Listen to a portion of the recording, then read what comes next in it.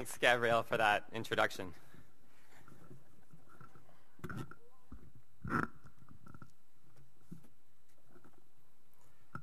I'm truly honored to be with you today at your commencement from one of the best high schools in the country. It's a little surreal, actually, for me to be standing on this stage, because 9 years ago today, I walked across this same stage that you're about to, graduating from science and math. It feels like it was just yesterday. And I think I remember sitting in the audience feeling so ready to get my diploma and graduate and start summer break and on to the next part of my life. I don't remember much about the commencement speaker my year, except that he was a well-known author and really funny. And it was about as hot that day as it is right now. And so I'm going to keep this brief.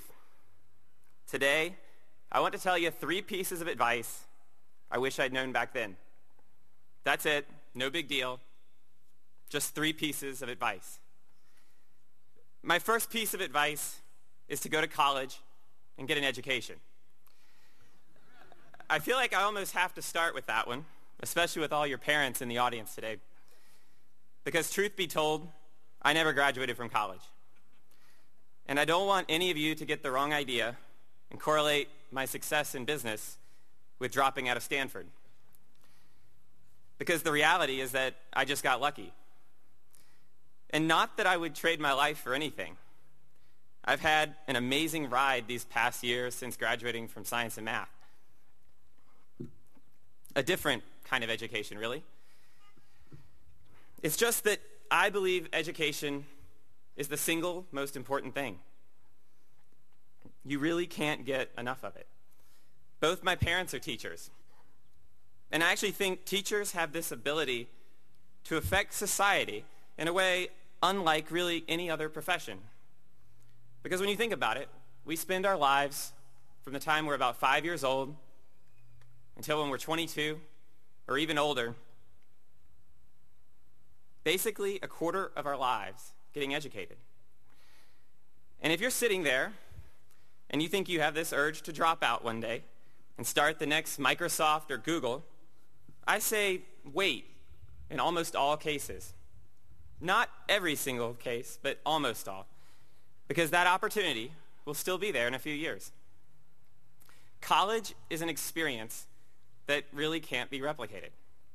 And so go to college and graduate and maybe go to grad school and take advantage of every single opportunity you can. And seriously, party hard and live it up because it's a once-in-a-lifetime opportunity.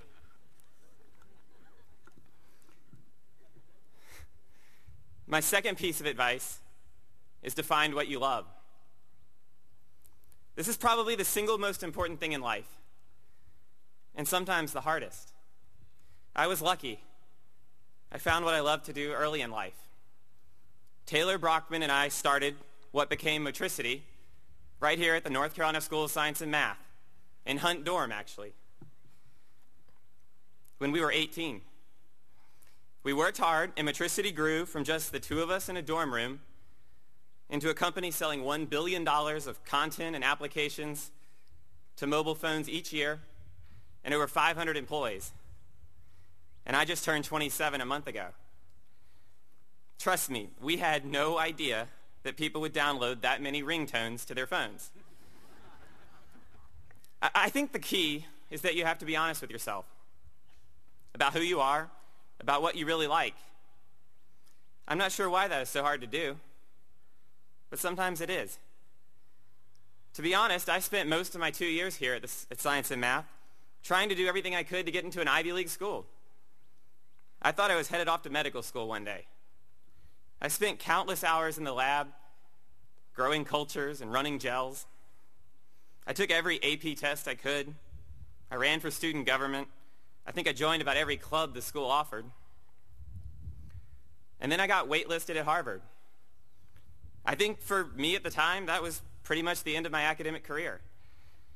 Somehow, being on the wait list at Harvard made me seemingly forget about all my other college acceptances or my scholarship to Stanford. Sometimes I've wondered how my life might be different if I'd actually been accepted there. I'd like to tell myself I would have still chosen Stanford. And despite my first piece of advice, I'd like to think I would have still dropped out to become an entrepreneur. But I'm not totally sure. Because the reality is that I had created this path in my mind of what I should be, the medical school path, without really being honest with myself about what I was passionate about. For me, at least, not getting into Harvard was a wake-up call. And when I took a step back and looked how I spent my free time, reading magazines like Fortune and The Economist religiously, researching SEC filings, and day trading stocks when I was supposed to be doing work service for Dr. Kalina, and working with Taylor late at night on the project that would become Motricity, I realized what I was really passionate about, what I loved doing, that the path was right in front of me and had been the whole time. Steve Jobs, the founder of Apple, once said something incredibly powerful that has stuck with me. And it went something like this: no one wants to die. Even people who want to go to heaven don't want to die to get there. And yet death is the destination that we all share. No one has ever escaped it. Your time on this earth is limited, so don't waste it living someone else's life. Don't let the noise of others' opinions drown out your own inner voice. And most important, have the courage to follow your heart and intuition. They somehow already know what you truly want to become. I believe that if you find what you love doing, it will never feel like work. Don't stop until you find it, and never settle. My last piece of advice is to take giant risks, but always hedge your bets. It may sound like a complete irony since I'm an entrepreneur, but those that know me well know that I am completely risk averse. When we started Motricity back in 1999, I deferred my acceptance to Stanford University so that I could focus all of my energy on getting the company off the ground. I always felt that if the business failed, I could go back to school. After 2 years, we still hadn't failed, but there was a new president at Stanford, and they changed the policy on deferments. And so I got a letter in the mail telling me that if I wanted to keep my place at Stanford and my scholarship, I had to enroll that fall. I felt incredible loyalty to my venture capital investors, my employees, and the company had done well at this point and managed to survive the bursting of the internet bubble. But it was by no means a sure success at that point. And to make it even more difficult, about a week after I got that letter from Stanford was September 11th. It was one of the hardest decisions of my life. And so I packed my bags, flew out to California, and moved into the dorm at Stanford. But when I got to Stanford, it felt completely wrong. I went through the motions of orientation and registering for classes, but instead of immersing myself in Stanford life, I was spending my time sending emails back to the office, on phone calls with my investors, trying to continue running the business.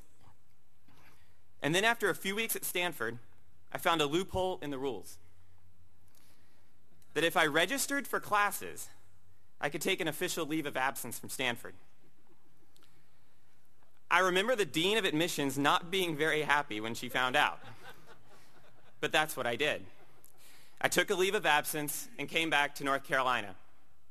And thus, I was able to take a huge risk, but hedged my bets by protecting my place at Stanford. In other words, the key to taking a huge risk is not fearing failure. You have to overcome the fear of failure, which is completely natural. And the best way to do that is to convince yourself that you have a solid backup plan.